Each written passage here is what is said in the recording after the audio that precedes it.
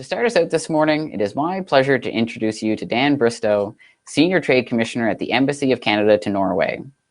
Dan's presentation this morning is called Norway, Powered by Trust. Dan has previously served in Oslo, Norway at the Canadian International Arctic Centre and in Caracas, Venezuela as Trade Commissioner. At headquarters in Ottawa, he has served in the International Trade Policy Division, Mexico and North America Division, and the Office of the Deputy Minister. Dan studied international affairs at Monash University in Melbourne and commerce at the University of Calgary.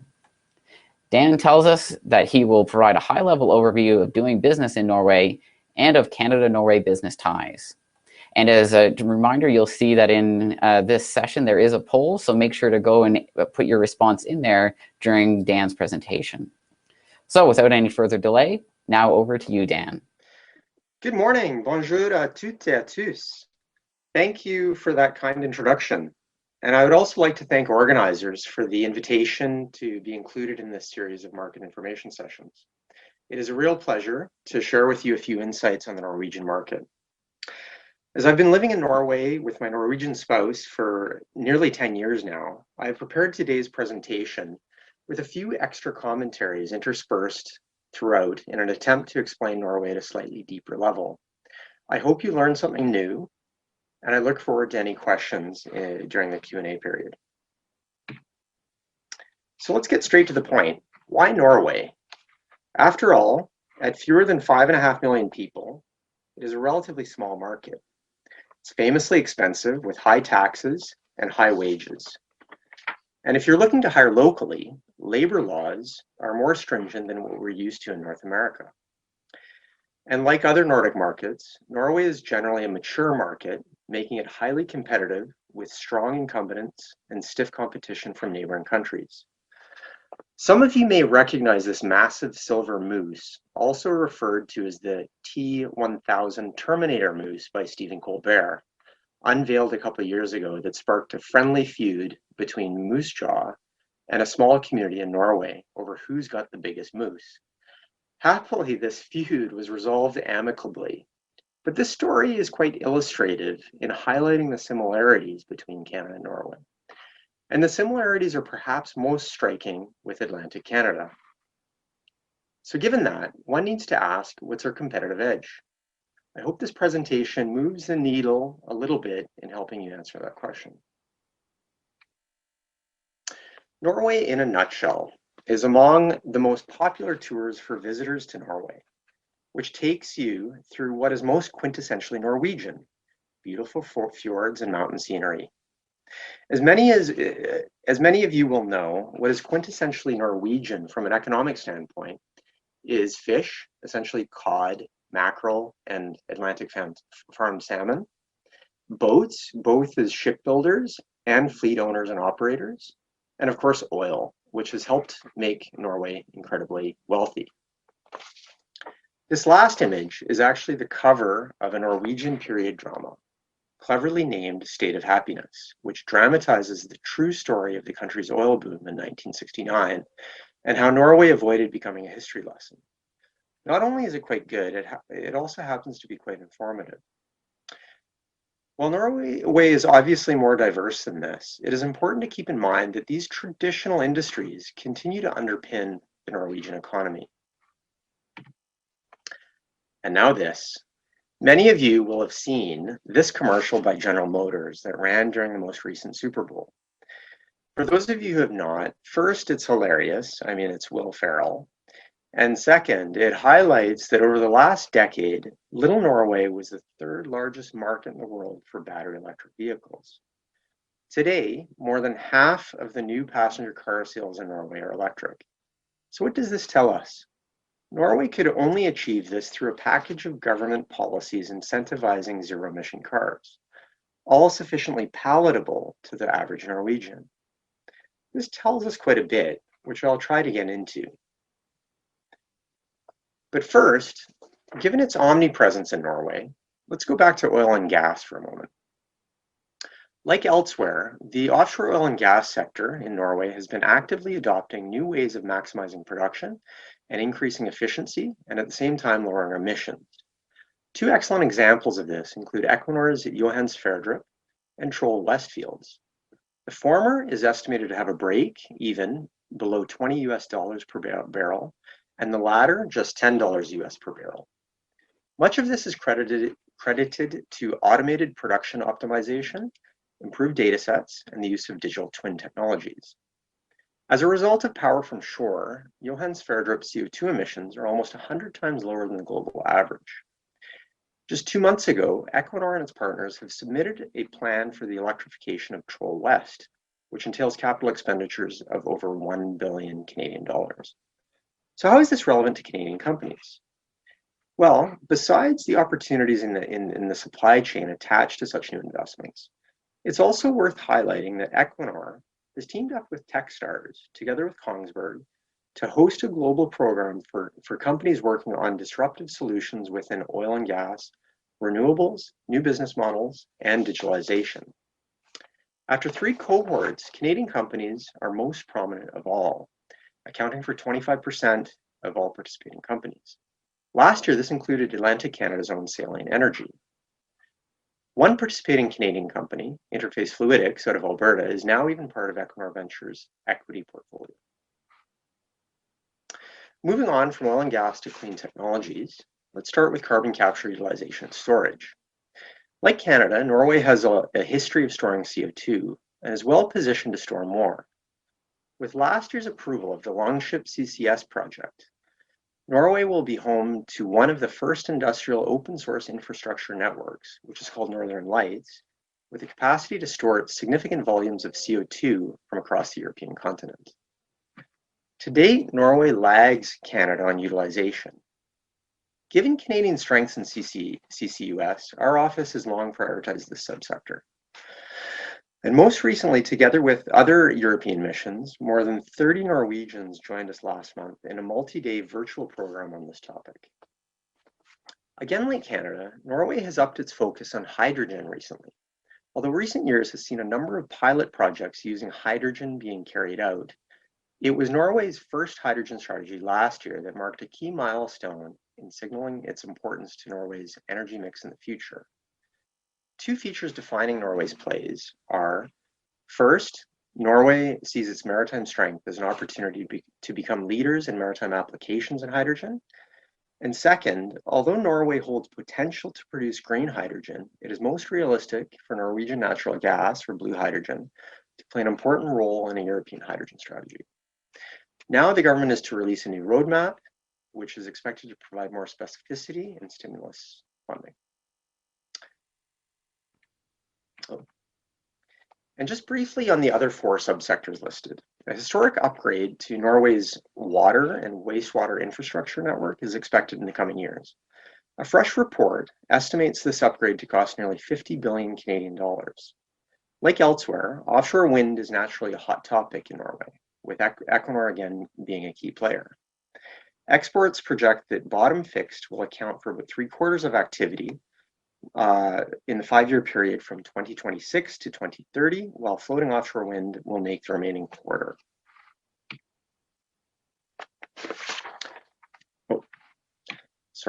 Norwegian's relatively progressive mindset is also giving rise to more focus on smart cities and circular economy, which are presenting new opportunities for Canadian companies. Canada and Norway also share a strong mutual interest in oceans. As some of you may be aware, the High-Level Panel for Sustainable Ocean Economy, which includes both the Canadian and Norwegian Prime Ministers, launched a new ocean action agenda, seen here on the left side of the screen, which presents a number of calls to action, including on sustainable ocean food, energy, transport, and new ocean industries. The Norwegian government updated its ocean strategy in 2019, around the same time Canada's new ocean supercluster was established. Given this shared focus on oceans, our team, together with our Nordic colleagues, commissioned a report last year on the blue economy in the Nordic region. This report was finalized in April, and we're planning a couple of webinars on this topic moving forward. We would also be pleased to share it with any of you who are interested. So they say that Norway is powered by nature, which it evidently is, but is that all? Or could it also be powered by trust? Well, a number of sociologists think so. The most prominent among them, sociologist turned comedian Harald Eia. He's the host of a popular TV program that aired last year called This is Norway, which tries to answer the humble question, what have we done to become the world's most successful society? Although this program is in Norwegian, he has presented some of his findings in English, including in this TEDx talk, which is hyperlinked, by the way. As he does a much better job of explaining this than I would, and is obviously much funnier, instead of explaining this theory, I would encourage you rather to carve out a few minutes to view his talk if you find this interesting. But in short, Norwegian society is largely built on dialogue and trust. I would also like to share a few of my own takeaways. First, the crucial role of the welfare state. This is a picture of Norwegian parliament called Stortinget, which directly translates to the big thing. Circling back to Will Ferrell, to incentivize EV adoption, the government introduced a broad range of policies, tax cuts, cheaper road tolls, parking, other user benefits. It also introduced support schemes for building out charging stations. What does this all mean for foreign companies looking to do business in Norway? Well, in short, it is important to keep in mind that the state plays a relatively more significant role in the private sector, which can be seen not only through introducing new regulations and government spending schemes, but also through public procurement and taking an active ownership role. Second, solidarity. There's a concept in Norway called dugnad, which doesn't really translate well into English, but essentially it's we're in this together mentality. A dugnad is a collective spring and fall cleaning whereby everyone in the community is expected to participate. I've participated in a few myself. Although it is jokingly bemoaned by many, especially newcomers to the country, it is also highly cherished, as many see it as the very fabric of Norwegian society. Third, not unlike some Canadian provinces, there is a real push for economic diversification and innovation in Norway. In doing so, Norway is looking to leverage its existing strengths, especially in the offshore sector, including subsea engineering, but also its clean hydropower. Other emerging opportunities that Norway is eyeing include battery manufacturing, data centers, and further out deep sea mining. And fourth, although Norwegian solidarity can lead one to believe they're not competitive, that would be a mistake. Luckily, we're reminded every 4 years at the Winter Olympics. So again, why Norway? First, they're like-minded and positive to Canada. Not only are they key allies in multilateral fora, but it runs deeper than that. Nearly 500,000 Canadians claiming at least Norwegian ancestry, we have strong people-to-people ties. Like Canada, Norway is highly trade-oriented, unless, of course, it falls within their wheelhouse, where it can be more difficult getting their attention. That said, even in their wheelhouse, Canadian companies do find opportunity, particularly in the edges and through partnering. Bilateral trade benefits from CEFTA as well, a goods-only trade agreement that entered into force in 2009. Norway ranks 9th in the World Bank's Ease of Doing Business score, and in other rankings, it ranks first globally in the categories of political environment, political stability, macroeconomic environment, and financing. Although Norway is small, it is a wealthy country, generally making them less price sensitive. As mentioned earlier, Norwegians also tend to be early adopters. This can make Norway an interesting test market for the right products and services. Norwegians are also generally very proficient in English. There's a story behind this photo, but unfortunately I won't have time to tell it. I'd also like to highlight a few business cultural differences. First, don't expect immediate responses to emails, but rather expect to chase. Second, people are especially tech savvy. What that means concretely is that it is culturally acceptable to call and text business people rather than using email as the main medium of communication. And last, Norwegians are very pragmatic. They're non-hierarchical and relatively informal. This means that they'll send whoever makes sense to a meeting. And although they may not be the CEO and might be wearing a t-shirt, it's nevertheless usually the right person with some delegated authority. Very quickly, here are a few key organizations who are well placed to help facilitate partnerships and collaborations. One noteworthy new development is that Canada was recently added to Norway's Strategy for Cooperation on Research and Higher Education. Here, you will recognize a few Norwegian companies with a presence in Atlantic Canada. And this simply provides an overview of our priority sectors, as well as sectors we tend to be more proactive in. And finally, I am delighted to introduce you to our Oslo Trade Commissioner Service team. They include Roy, Tuna, Barbara, Björn Petter, and Magnus. Note that these LinkedIn icons are hyperlinked if you want to connect with us. In closing, please note that you can find more information on our web pages, and you may be interested in following our Embassy LinkedIn account. Thank you for your attention. Thank you, Dan, for that important information on Norwegian market opportunities. Dan will be online live with us for Q&A at the end of the next presentation, so make sure you've got your questions ready and put them in the chat. And thank you in advance for those questions, and don't hesitate to ask anything that comes to mind. Next, we're going to move on to our next presentation. I'd also remind everyone to complete the poll here for Dan's presentation before we move on to the next one. So while I'm introducing our next presenter, make sure to do that. Our next presenter this morning is Michael Wilmot, Senior Trade Commissioner at the Embassy of Canada to Denmark. He and his team assist Canadian companies in building business and innovation partnerships in Denmark and help Danish companies to invest in Canada. Prior to arriving in Copenhagen in August 2019, Michael worked at the Mission of Canada to the European Union in Brussels to assist Canadian funders, researchers, and companies in pursuing collaborative research and innovation partnerships in Europe through EU programs. Michael's previous experience includes trade policy at Global Affairs Canada and promoting foreign direct investment and innovation for Canada in the United States. Michael holds degrees in economics and international relations from the University of Calgary. In Michael's presentation, he will share with us that this small Nordic country punches above its weight on the world stage and offers opportunities for innovative Canadian companies. So I'll just remind everyone here in the audience, if you'll notice that the live button is now above the session called Denmark, Happy Vikings. So I'd encourage everyone to go over to that one and bring your questions with you for both Dan and Michael into that session and get them into the chat there. So without any further delay, I'm going to pass it over to you, Michael. Thanks so much. Thank you for that introduction, and I'm pleased to take questions at the question period after the presentation.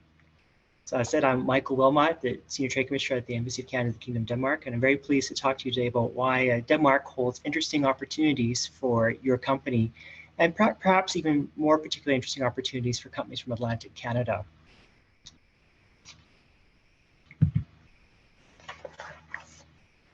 So starting with why Denmark and why Happy Vikings, which is the title that I used for the presentation. Maybe starting off with, you may know that Denmark is the original home of the Vikings. From there, they spread across from Scandinavia and even as far as Newfoundland at one point. But they are, it speaks to their maritime culture and their culture of entrepreneurship, which continues to this day, and is reflective in Danish business culture. And the happy part comes from, this culture of hygge you may have heard of, or coziness in Denmark, which reflects a Danish state of mind of spending quality time with family and friends, and also reflects the effort to work hard so you can have that time and that life together, which makes for a really nice balance of productive, good business relationships, but also having time for family and friends. And so that kind of is a thread you see through with Danish society and the Danish economy. So what that means in terms of practicality for doing business, you see open and pro-trade economy. You see a small market. I mean, we're talking, just under 6 million people, but well connected to the world and definitely well connected within Europe, which leads to opportunities. They're competitive and they're also innovative, and they seek out those kinds of partnerships with their trading partners, as well as they value long-lasting partnerships. Again, speaking to that hygge, that win-win long-term relationship they want to build on, as opposed to quick transactional collaborations. And finally, shared interests. Through the Kingdom of Denmark, you've got Greenland and in the Arctic, and that means a lot of collaboration, both maritime, but also potentially in the Arctic arena as well, which could be interesting for Canadian companies, and particularly from Atlantic Canada. So some key market facts here, and I won't get into numbers. If numbers bother you, just have a look at the nice map. And again, giving the full spectrum of the Kingdom of Denmark, covering Denmark, but also the Faroe Islands, and of course the large island of Greenland, which is actually in North America and one of Canada's closest neighbors. Population, like I mentioned, we're talking, around the same size as the Greater Toronto Area, so not a very big country. GDP per capita in the top 7, so again, a very affluent market and doing well, recovering quickly, almost 9%, or sorry, 3% growth coming out of into 21, coming out of the COVID-19 pandemic. And looking a little bit more closely at trade with Canada, they were enthusiastic adopters of CETA, second country to ratify, and already bilateral trade is increased over 30% in the 3 years since then. And robust numbers in terms of trade and investment. Denmark sells more to Canada in terms of goods. So Canada exports slightly more services than Denmark does, the other way around, and both have strong showings of foreign direct investment in both countries. Now, looking at some of the opportunity areas, I'll go through a couple key sectors where there's opportunity for Canadian companies, starting with agri-food and seafood. Denmark is Canada's 7th largest seafood market. And again, a lot of that is for re-export to Europe and even to Asia. So again, you see strong partnerships with Canadian companies who work through Danish supply chains to supply seafood to markets around the world. The picture there shows Baffin Fisheries vessel based out of Baffin Fisheries of Nunavut, although they have their offices in St. John's. And key Danish companies are listed there that are potential partners for Canada. I will say, in addition to seafood, we see interesting opportunities in niche products like wine and spirits, in organic foods, sustainable ingredients in food products, and plant-based proteins is also of interest as well. Looking at clean technologies, we see this as a key component of the Danish economy. Denmark has ambitious targets to address climate change, where you see a target of 30% below 1990 levels by 2030, and then net zero by 2050. You may have heard of companies like Vestas and others in the wind industry, but also there's good opportunities for Canadian companies as well. And in fact, Ballard Fuel Cells out of British Columbia has their European headquarters in Denmark, and that's a picture of one of their fuel cell buses. We also see opportunities in bioenergy, offshore wind as well, and then also in smart cities and circular economy. Looking at digital technologies, you're seeing a lot of application of digital technologies across sectors in Denmark, high adoption of digital, both with consumers, but also the government. You see electronic health records, you see it in a digital ID. The Danish citizens have to access banking, but also public services. That means you see translation to high adoption in areas like the banking sector, so fintech products, open banking, but also in terms of mobile applications and in digital media, such as the gaming sector. And also some interest in terms of cybersecurity and also artificial intelligence applications all the way through. And that's one area where Canada is quite strong, and there's interest in working with Canadian companies. Some other niche areas include quantum technologies. The Danish Technical University is quite strong in quantum research, and there's an interest in collaborating with Canada in those areas, as well as fintech, as I mentioned before. And CGI out of Canada has a significant presence here, and there's a number of the Canadian companies that are finding opportunity. Looking at life sciences, Denmark has a very strong pharmaceutical sector. You may have heard of Novo Nordisk, one of the world's largest suppliers of insulin, and they got their start with collaboration early on in Canada 100 years ago with discovery of insulin in Canada, and then subsequently commercialized by the founders of Novo Nordisk just a year or two later.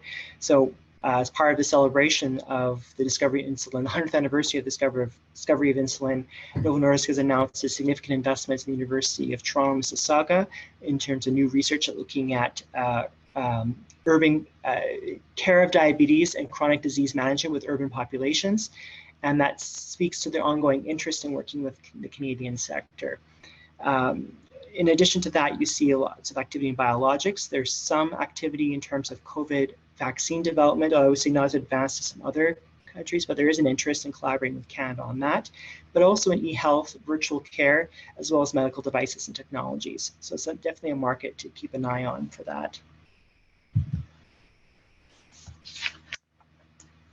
Looking at ocean technologies, which might be particularly interesting for Atlantic Canada, we see a lot of activity in the offshore renewables, as you might imagine. Offshore wind through Vestas is a growing area. Denmark is building large energy islands that would rely on large offshore wind farms that will then supply renewable energy to bigger markets in Europe, such as Sweden and Germany, Netherlands, but also to do power to X, which would be converting wind power into ammonia or hydrogen or other chemical products and fuels that could be used as well, with wind that's not being used at a particular time for baseload power.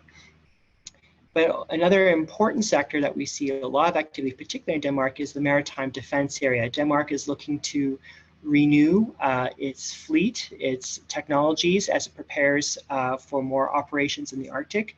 And there's a very nice alignment with Canadian capabilities, as well as Canadian interests in patrolling the Arctic Ocean, which, thanks to climate change, is going to be more accessible for shipping, but also for fisheries, and also as a geopolitical area of interest.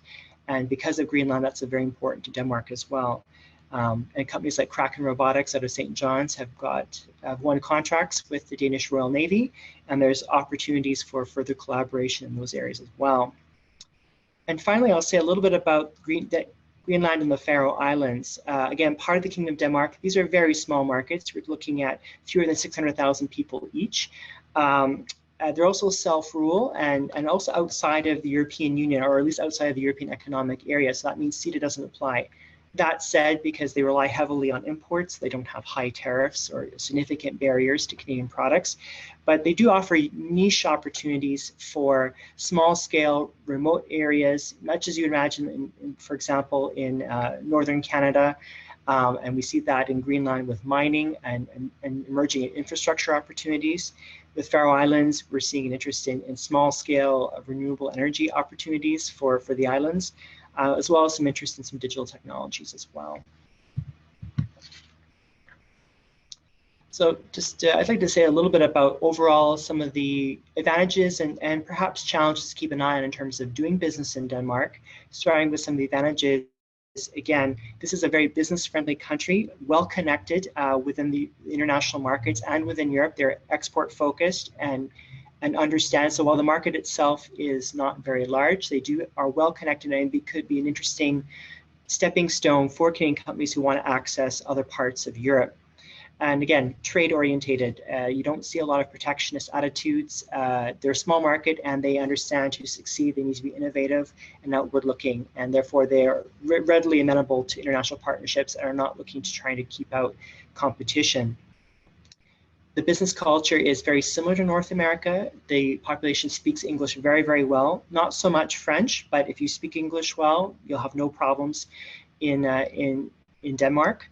And a lot of goodwill towards Canada. Maybe they don't know why. They don't maybe not know much about the Canadian private sector, but they see Canadians and Canada as very like-minded to Denmark, and so they're willing to give Canadians the time of day and hear out opportunities.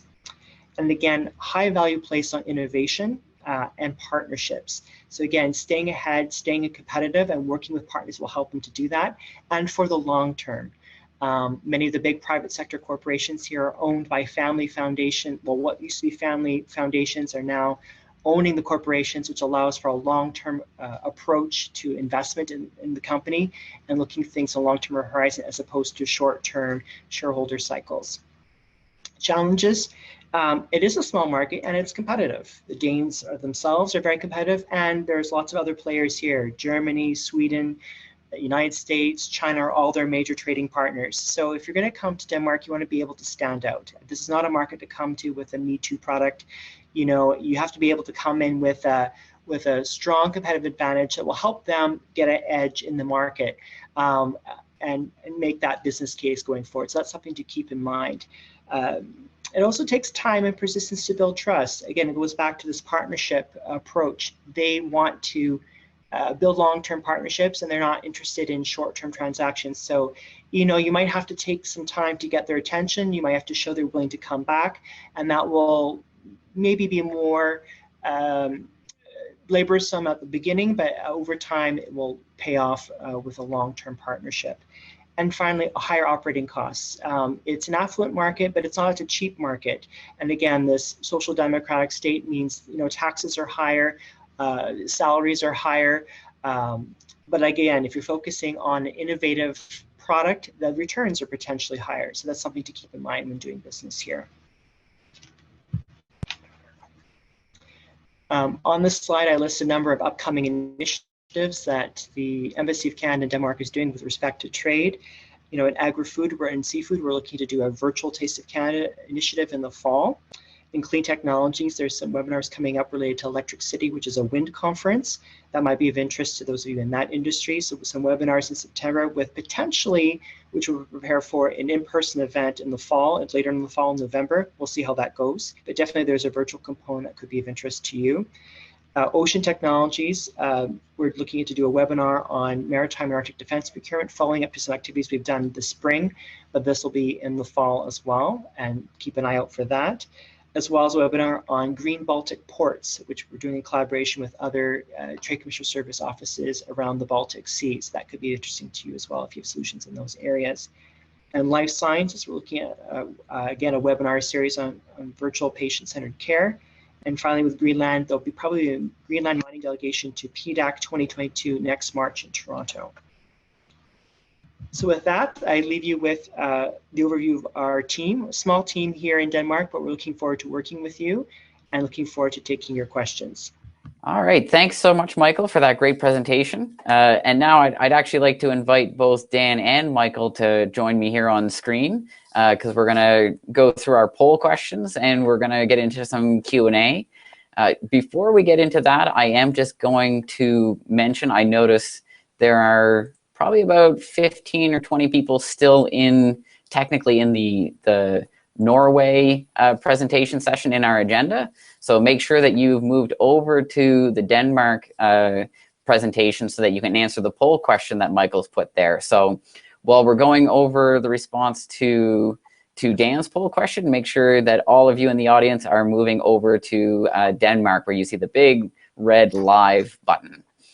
So Dan, let's go to your poll question first and foremost, get your response. So your question was, what is your primary sector of business activity? So the options there were agri-food and seafood, digital technologies, clean technologies, life sciences, ocean technologies, or none of the above. And our responses for that, so the top one at 40% is agri-food and seafood. Then at 30%, we've got none of the above, so another sector. And then 20% at digital technologies and 10% at clean technologies. So what's your first impression seeing that response?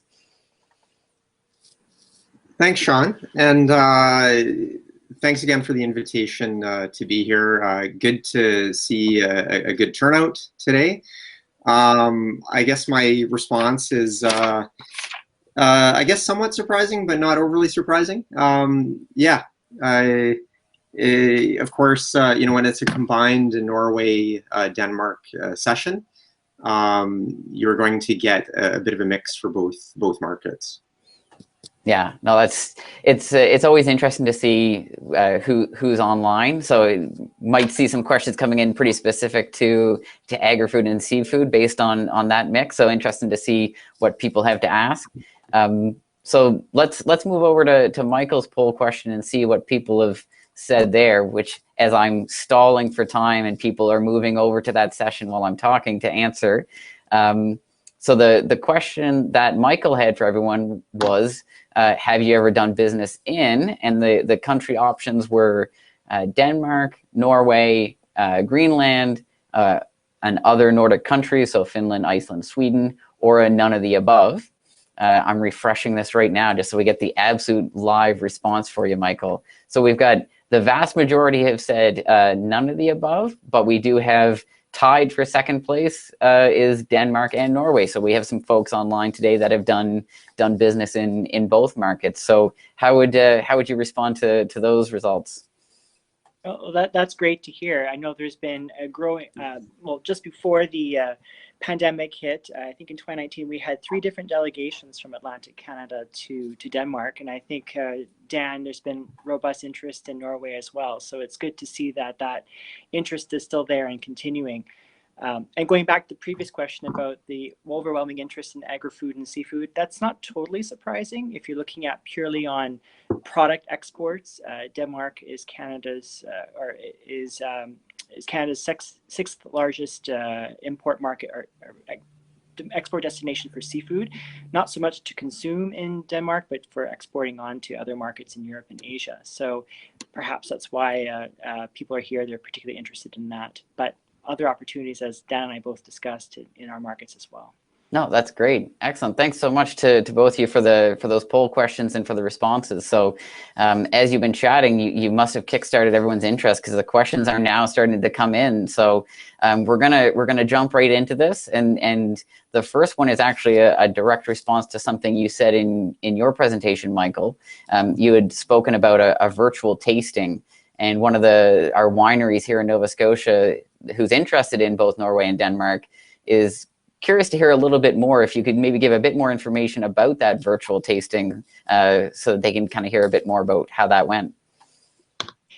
Well, it hasn't happened yet, so timing is good, but we also haven't gotten further ahead on developing the promotional material. But what we're looking to do is do a kind of virtual introduction of innovative Canadian food products based on what I mentioned in the presentation, to a panel of restaurants, potentially certain chefs, but also certain retailers here in Denmark.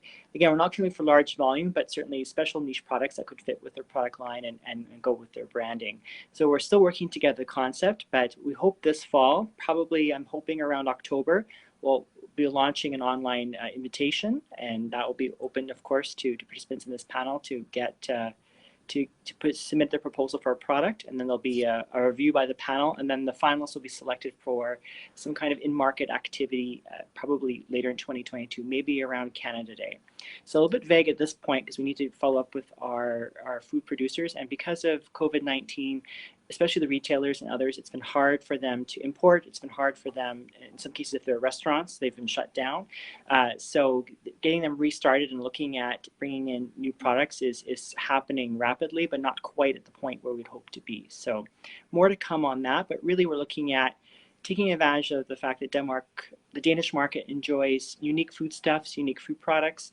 It's not a huge market, so volume's not necessarily going to be a huge concern if you're trying to supply, let's say, China or Germany, and that's the advantage of the market. It's a slightly smaller market, and they're also willing to pay a premium, not a huge premium, and you have to also factor in the import costs from Canada, which puts you at a disadvantage to European products. So that kind of eats into the margins a little bit, but there's potential, and so you'll be hearing more from us on that. Excellent. If I can just add a quick comment for Norway. We actually, this is a timely question because we actually just held a briefing on the Norwegian wine market just last week. We have a recording available that I'd be more than happy to share with anybody that is interested. Oh, that's excellent. Very timely. Almost like we lined that up perfectly for you, Dan. So a bunch more questions coming in here. So I'll go to one that, and I'll go to both of you for a response on this. Maybe we'll start with Dan on this one. But so given the focus on nature, the environment, and green issues in these markets, are sustainable, organic, and green products from other markets in demand, or are these products already saturated with domestic or European options? That's a tough question.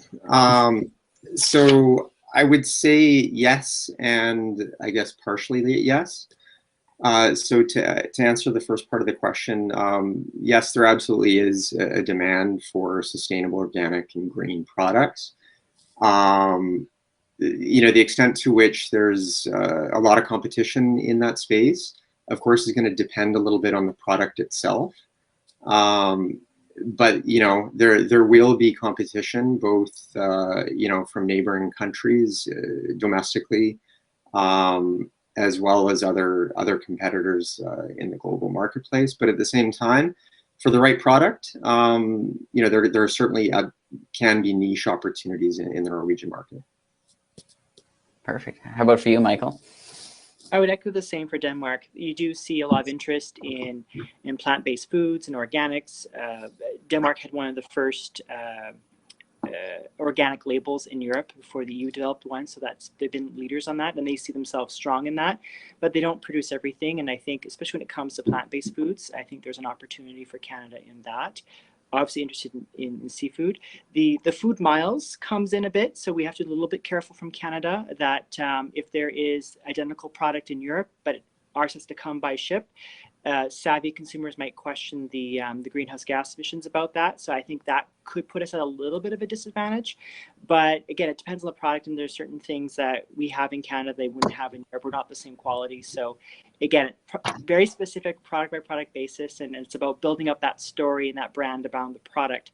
And that's part of the reason why we're doing the virtual Taste of Canada initiative, is to kind of identify some of those products and move forward with them with the right partners here in Denmark. Perfect. So going right, yeah, they're coming in wild right now. So this is great. So we'll go right into the next question. And again, for response from both of you on this one, and we'll start with Michael this time. But so outside of gaming, how does the software space look in both of these regions? And in particular, are there many SaaS products being developed in these regions?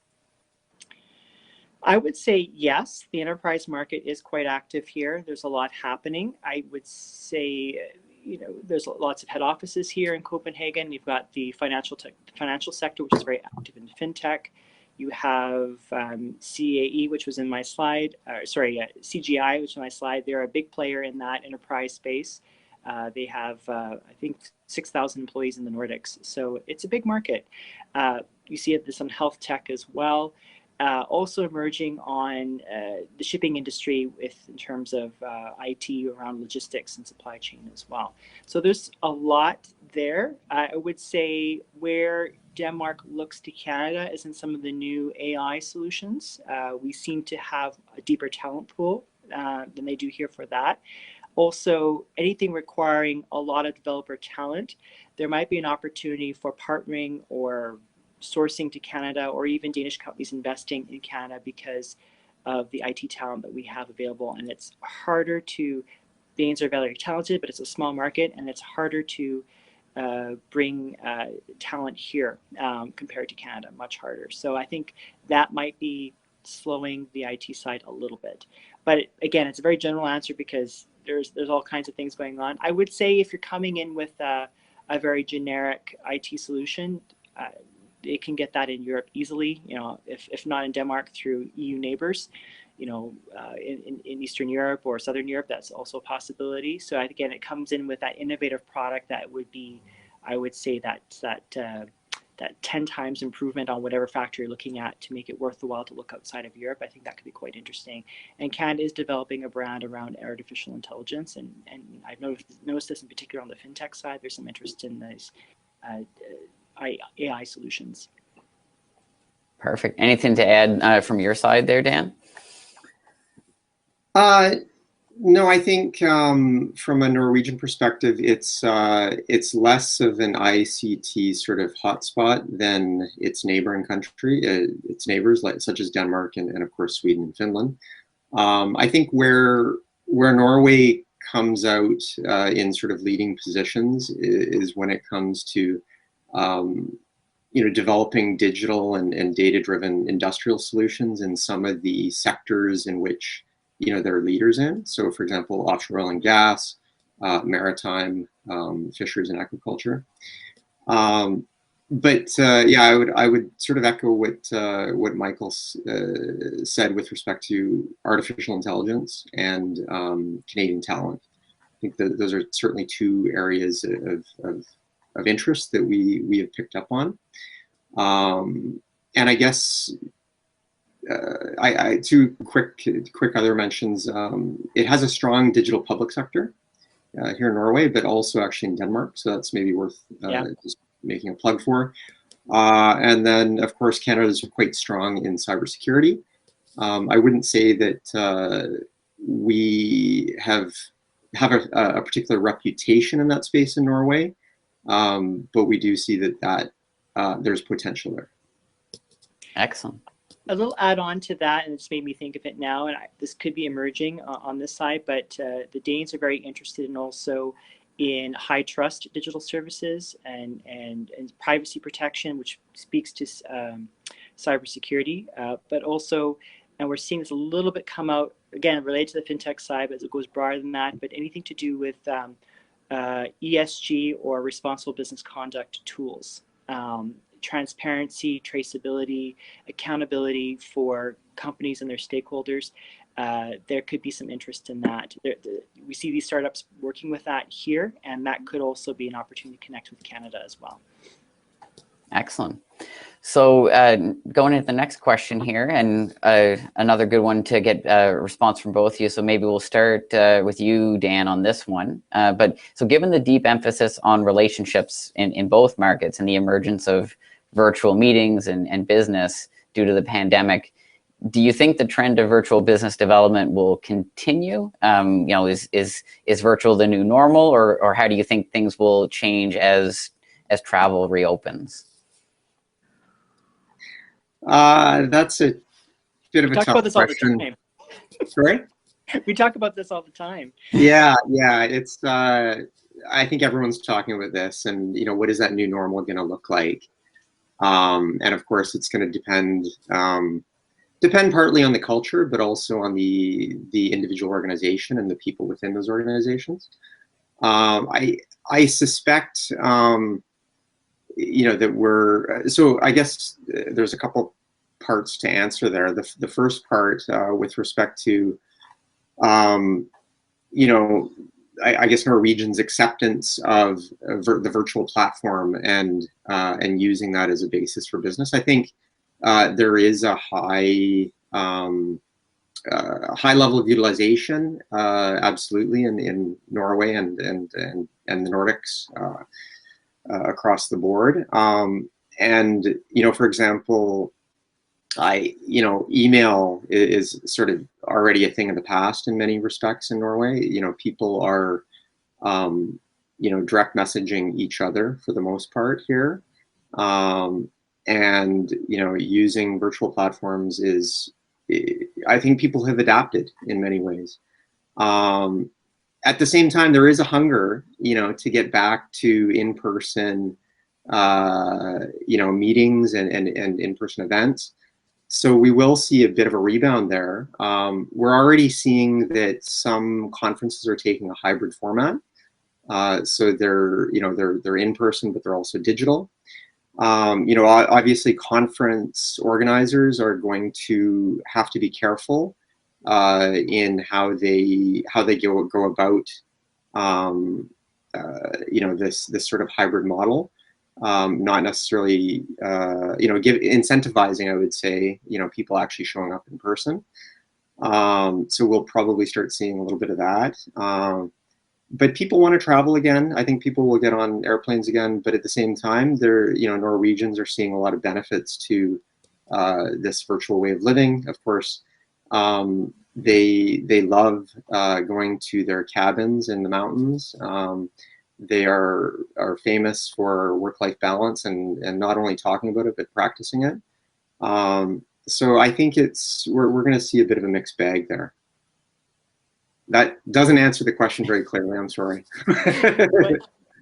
If I could add to that, I would say that I would see the digital connection becomes it's here to stay, and I think it'll become an interesting intermediate layer, which we already did a little bit with the Trade Commissioner Service with clients in Canada. So this session's a good example where we might brief you by webinar before you decide to come to Europe, but we might do more of the first initial introductions between Nordics and Canada, especially when there's not a high level of knowledge on both sides in advance to kind of get the introductions going, because people may not be wanting to might not want to commit to a week of travel and the related thousands of dollars in travel costs, just for some exploratory meetings. But maybe if you had a really good face-to-face webinar in advance to exchange ideas, and then have a higher level of confidence, or participate in some kind of virtual activity in advance, I can see that coming in as a stepping stone to the face-to-face connection, especially for transatlantic stuff. And we're fortunate that, especially Atlantic Canada, a significant part of your business day overlaps with ours. It's possible to do these things in real time. And now that people are habituated to using, Microsoft Teams or Zoom or whatever, it's become much more normal to just jump on a call. So I think we'll see that as a first step, and then that gets people that much more interested and committed to the business trip. Perfect. We've only got about 2 minutes left, unfortunately, so probably time for one more question with a response from both of you. The question that came in, it was directed to you, Michael, but I think probably relevant for both. So we'll start with you and then go to Dan to finish off. But you had mentioned that Denmark is a mature and uber competitive market, and I'm guessing Norway, somewhat similar in that sense. And it requires an SME to stand out in the market. So maybe to end it off, you could give our audience of Atlantic Canadian SMEs a few tips on how to make themselves stand out. How do you make a splash and break through the noise in the market as an SME here in the region? That's a really good question, and it's true. There's very competent companies here and very competent companies in Europe. So again, how do you stand out so that people want to work with somebody on the other side of the ocean? And I think a big part is, being able to tell your story about where you've had success already, what major partners you've worked with, if you've had any other successes in Europe, or at least the United States. Danes love the US market. When they think of North America, they think of the US. So if you're already able to say, well, we're already doing all this great stuff in the US, that, much like it does in Canada, that stands out a lot with them. So that's a really good tactic. And explaining why you are the next state of the art, or why you're that much better than the state of the art or what your competitors are doing. It's a really good way to go. That's a very general answer, but that usually is what that means, because that helps overcome some of the inertia of just going with the guy next door or the guy in Germany, how you can stand out that way. And then once you get that traction here, they'll be long-term partners. It's just getting over that at first, you're far away, I'll just go with Sven in Norway. Yeah. What about you, Dan? Yeah, I would actually say Michael hit most of the main points here. I don't think it's very much different here in Norway in that regard. I think, as Michael mentioned, sharing successes that you've had either in the US or, with some neighboring countries, particularly in the other Nordics, that can carry a lot of weight.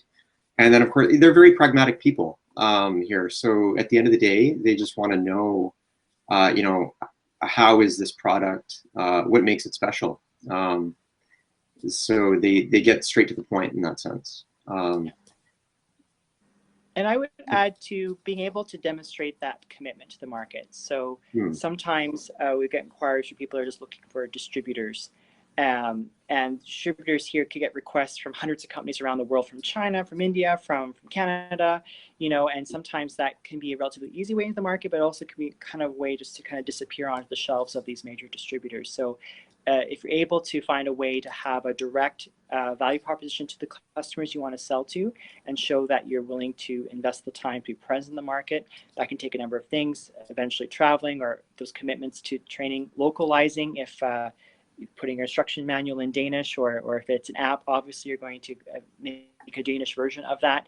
That goes a long way. So those kinds of techniques can be useful too. And obviously talk to us here at the embassies and the Trade Commissioner Service. We can provide further advice on that as well. And just one last point. Canada carries a very good name here. So, absolutely, that can go a long ways. Actually, I think, Norwegians generally love Canadians, and they've got a very positive impression. And when there's fewer Canadian companies in the market vis-a-vis Americans, for example, that could be a selling point.